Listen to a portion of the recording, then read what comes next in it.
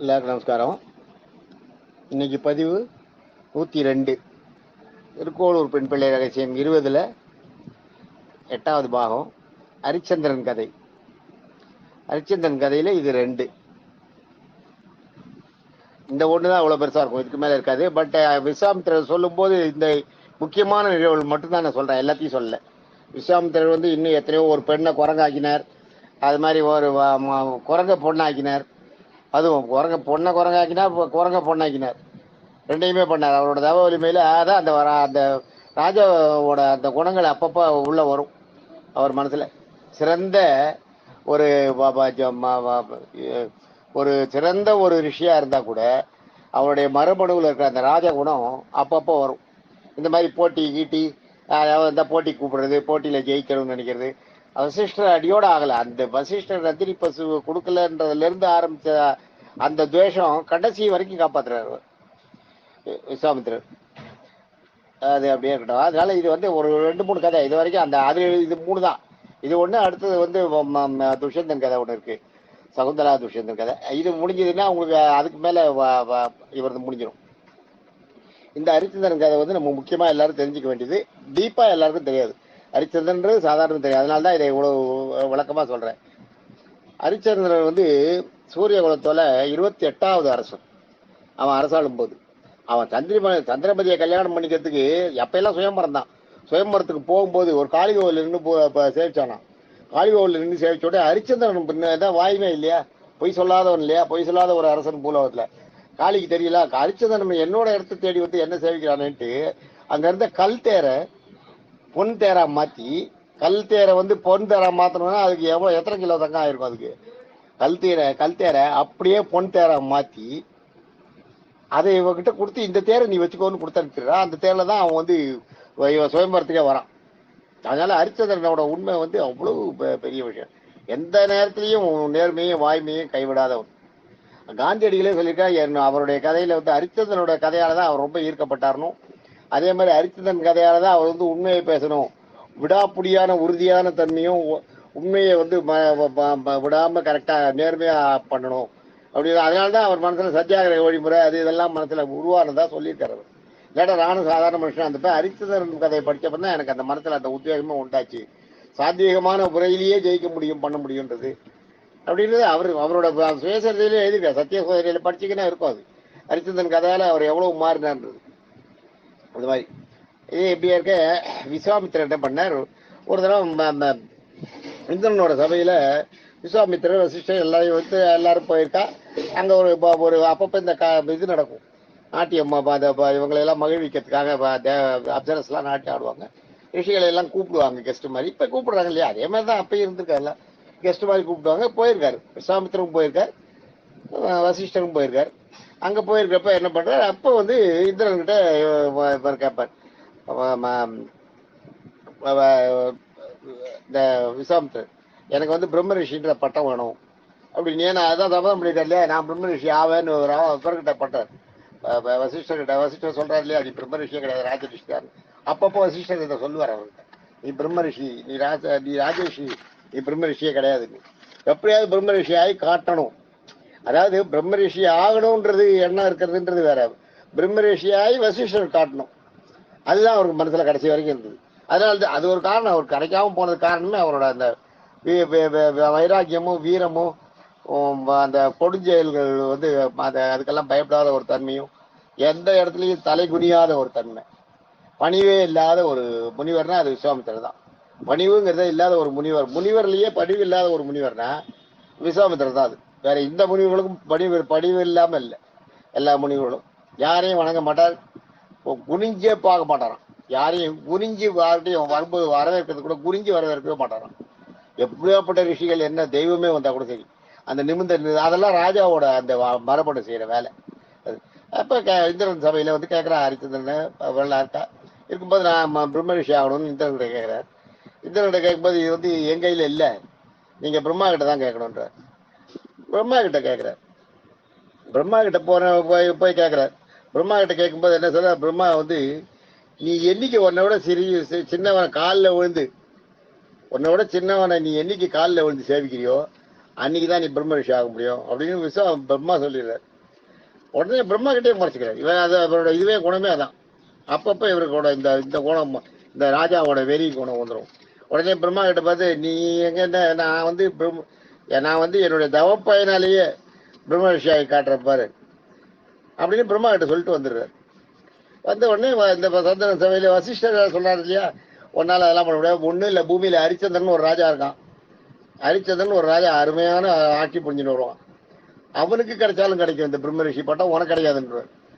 ஹரிச்சந்திரன் மாதிரி ஒரு ராஜா கிடையாதுன்னு எப்பயுமே இந்திரன் கேட்கான், பூலோகத்துல வந்து ரொம்ப நன்னா ஆடுற அரசன் யாரு, அரசனா இருந்து பிரம்ம ரிஷி ஆகக்கூடிய தகுதி படைத்தவர் யாரு அப்படின்றத வந்து இந்திரன் கேட்கறான். கேட்கும்போது வசிஷ்டர் வந்து அதுக்கு இப்ப இருக்கிற இந்த காலகட்டத்துக்கு ஹரிச்சந்திரன் ஒருத்தன் தான் அது மாதிரி இருக்கான், அவனால மட்டும்தான் ஆட முடியும், ஏன்னா அவன் வந்து உண்மையே பேசுறான், அறம் சார்ந்து அரசாட்சி நடத்துறான் அப்படின்னா. எப்பயுமே வசிஷ்டர் வசிஷ்டர் சொன்னார்னா அது இல்லைன்னு சொல்றதுதான் விஸ்வாமித்திரர்.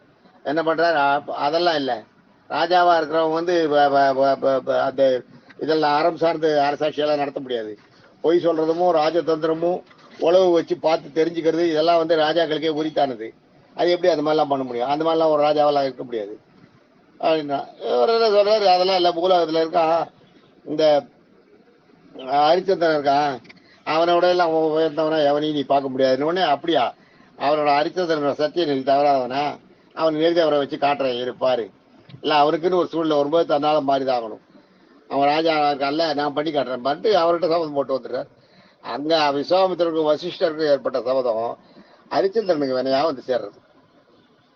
ஹரிச்சந்திரன் வந்து சத்தியநெறி தவறாத ஆட்சி ஆண்டு இருக்கான்.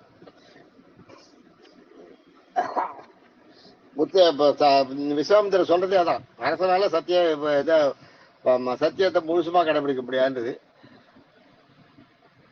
செஞ்சு வரான், வந்தா நேரம் வந்தோடனே விஸ்வாமித்திரர் வர அந்த சபதத்துல போட்டி அவங்களுக்குள்ள என்னன்னா, யார் தோக்குறாங்களோ அவங்களுடைய தவத்துல பாதிய ஜெயிச்சவங்களுக்கு கொடுத்துடணும், தான் செய்த தவப்பலன்ல பாதியை ஜெயிச்சவங்களுக்கு கொடுத்துடணும். இது மாதிரி தோக்குறது இவரோட வேலை. இவர் விஸ்வாமித்திரர் வேலையே இதுதான், தவப்பையனை வச்சு பந்தயம் கட்டுறது இதெல்லாம் பண்ணுவார். மிகப்பெரிய தவசி அவர் அளவுக்கு தவம் பண்ணவங்க வந்து யாருமே கிடையாது. அவருக்கு அடுத்து தவம் பண்ணவங்கன்னு பாத்தீங்கன்னா அவர் படிக்கிற தவத்துல 10ல் 1 பங்கு தான் பண்ணிருப்பாங்க அவங்க. அப்போ அந்த அளவுக்கு அவர் பண்ணிருக்கான்னு பாத்துக்க. ஆனா எல்லாத்தையும் வந்து இந்த மாதிரி போட்டி இந்த மாதிரி இதுல எல்லாம் கொண்டு போய் இழந்துடுறாரு. வேறாப்பு வைராக்கியம் அதுக்காக இவர் என்ன பண்றாரு, ஹரிச்சந்திரனை வந்து பாக்குறாரு. ஹரிச்சந்திரன் நன்னா தான் ஆட்சி செஞ்சுட்டு இருக்கான். இவனை என்ன பண்றது, என்ன பண்றாரு, அந்த முதல்ல என்ன பண்றாரு, வெள்ளம், நாட்டுல வெள்ளம், பஞ்சத்தை உண்டு பண்றாரு. விஸ்வாமித்திரர் தான் தவப்பலன் இருக்கு இல்லையா, பஞ்சத்தை உண்டு பண்றாரு. அடுத்தது வெள்ளம், பஞ்சம் முடிஞ்ச உடனே மழை, அடங்காத மழை பெஞ்சு எல்லாத்தையும் அடிச்சு தள்ளி இப்போ நாட்டுல ஒண்ணுமே இல்லாம போயிடுது. அது மாதிரி இருக்கிற அந்த முனிவர்கள் இவங்களெல்லாம் தூண்டி விட்டு இப்ப ஹரிச்சந்திரன்கிட்ட போய் தானம் வாங்கிக்குவா, ஹரிச்சந்திரன் போய் தானம் வாங்க ஹரிச்சந்திரன் தானம் நிறைய பண்ணுவோம். இவங்க போய் கேட்க இருக்கிறதெல்லாம் தானம் பண்றோம், எல்லா தானமும் பண்ணி கஜானா காலி ஆயிடுது. இவ்வளவு பேர் வந்து கேட்கறது அவனுக்கும் புரியல, என்ன இத்தனை பேர் வந்து கேட்கல, இருந்தாலும் இல்லைன்னு சொல்லக்கூடாதுன்னு. அப்புறம் பார்த்தா நாட்டுல பஞ்சம், மழை, வெள்ளம் எல்லாம் போயிடுறது. அதே மாதிரி அந்த இது இருக்கு பார்த்தீங்களா, பன்றிய ஏகப்பட்ட பன்றிய ஹரிச்சந்திரனோட அந்த ராஜ்யத்துக்குள்ள உருவாக்கி அனுப்புற விஸ்வாமித்திரன். அது போய் எல்லாத்தையும் நோண்டி கீண்டி இருக்கிற பயிர்களை பூரா நாசம் பண்ணிடுது, ஒரு பயிருமே விளையல. அப்புறம் பல கொடிய விலங்குகளை பொதுமக்களுக்கு மேல ஏறி பொதுமக்களை அடிக்கிற மாதிரி பண்ற. ஹரிச்சந்திரனோட ஆட்சி வந்து கெட்டு போறது, அந்த அளவுக்கு நிம்மதியா இருக்கக்கூடாது அவனை பண்றது. போய் பூந்து அடிச்சு அது எல்லாத்தையும் பண்றான், எல்லாம் போயிடுறது, கொல்ல போயிடுது. இந்த நேரத்துல வந்து உடனே அந்த அவர் என்ன பண்றாரு, இந்த 2 தேவலோக பெண்களை ஏவி ஹரிச்சந்திரன்கிட்ட ஏவி அவனை மயக்கத்துக்கு பண்றார். அதையும் பண்றார் விஸ்வாமித்திரர். ஆனா அவன் 2 பேரும் அதெல்லாம் இவர் வந்து அதெல்லாம் சீப்பான்றான் பயமம். இந்த ஹரிச்சந்திரன் அவன் நேரம் வந்து இல்ல அவன் ஏத்துக்கல அப்படின்னு விஸ்வாமித்திரன் இருந்தான். நீ வா எங்க கூட வான்ட்டு பம்பு வைக்கிறதுக்காக அவங்க 2 பேரையும் கூப்பிட்டு போறாரு அவங்ககிட்ட.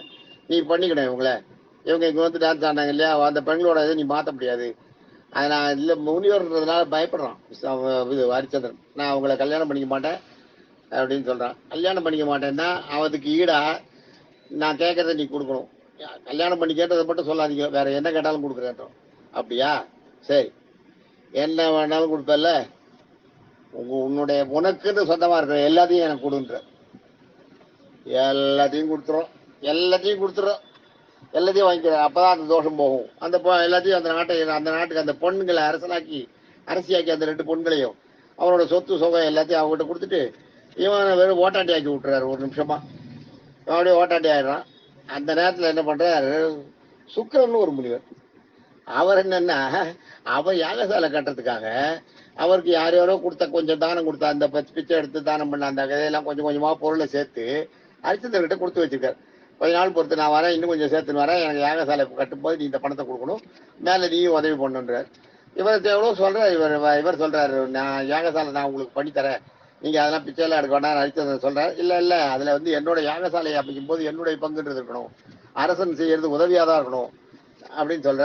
அந்த அந்த ஆசிரமம் பண்ணிக்கிறதுக்கு அப்படின்னு சொல்லி அதை கொஞ்சம் பணத்தை கொடுத்துட்டு போறாரு ஹரிச்சந்திரன் கிட்ட, கொஞ்சம் பொருளை. இதை கையில் இருந்த எல்லாத்தையும் எடுத்துட்டு ஓட்டாட்டி எடுக்கிறான் பாத்தீங்களா. அப்ப அந்த சுக்கிரமுனிவரையே விடுறாரு இவர், இந்த விஸ்வாமித்திரர். நீ போய் கேளு, நீ கொடுத்ததை கேளுன்ட்டு.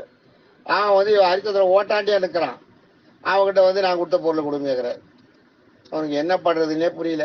உடனே 45 நாள்ல கொடுக்குறேன்னு சொல்லிட்டு காட்டுக்கு அவருடைய ஒய்ஃப் சந்திரமதியும், அவருக்கு ஒரே ஒரு மகன், ஹரிச்சந்திரனுடைய மகன் லோகிதாசன் ஒரு பையன் பேர், 2 பேரையும் கூப்பிட்டு காட்டுக்கு போயிடுறான். 2 பேரையும் கூப்பிட்டு 3 பேரும் காட்டுக்கு போறா. இந்த 45 நாள்ல இந்த சுக்கிரமுனிவருக்கு அவருடைய பணத்தை கொடுக்குறேன்னு வாக்கு கொடுத்துட்டு காட்டுக்கு போறான். காட்டுல போயிடறான். நாட்டை எல்லாம் வந்து இந்த பெண்கள் 2 பெண்களையும் ஆட்சி செய்ய வச்சுட்டு அதாவது ஒரு ஃபியூ செகண்ட்ஸ்ல அந்த பொண்களை கல்யாணம் பண்ணிக்கோன்னு சொன்னார். முடியாதுன்னா அதை தவிர நீங்க என்ன சொன்னாலும் நான் செய்யறேன் அப்படின்னு அவர் ஒரு முனிவருங்கிறதுனால அவர்கிட்ட ரொம்ப பணிவா சொல்றான். ஆனா அவன் சொன்ன அதையே இந்த விஸ்வாமித்திரர் வந்து தனக்கு சாதகமா யூஸ் பண்ணிக்கிறார், அவனை ஓட்டாண்டி ஆகிறதுக்கு. இதெல்லாம் அவரோட தவம் குறையும். இதெல்லாம் அவர் இந்த மாதிரி காரியங்கள்லாம் பண்ணும்போது அவருடைய தவபலன் குறைஞ்சிட்டே வரும். இந்த மிருகங்களை ஏவி விட்டதும் சரி, இந்த இவருக்கு வெள்ளப்பெருக்கு எடுக்க வச்சது சரி, பயிர்களை எல்லாம் அழிச்சது, பன்றியை விட்டு நாட்டுக்குள்ள அரைச்சது எல்லாத்தையும் அழிச்சது, துஷ்ட மிருகங்களை நாட்டுக்குள்ள விட்டு ஏவி விட்டு நாட்டு ஜனங்களுக்கு தொந்தரவு கொடுத்தது, இது எல்லாமே இவருடைய தவ பயனால செய்யறாரு இல்லையா. அப்ப இவரோட தவ பயன் குறைஞ்சிட்டே வரும். இப்ப இதுலயும் குறையிறது இல்லை. இவங்க 3 பேர் காட்டுக்கு அமிச்ச உடனே தவ பயன் குறையிறது. நாளைக்கு மீதியை பார்ப்போம். தேங்க்யூ.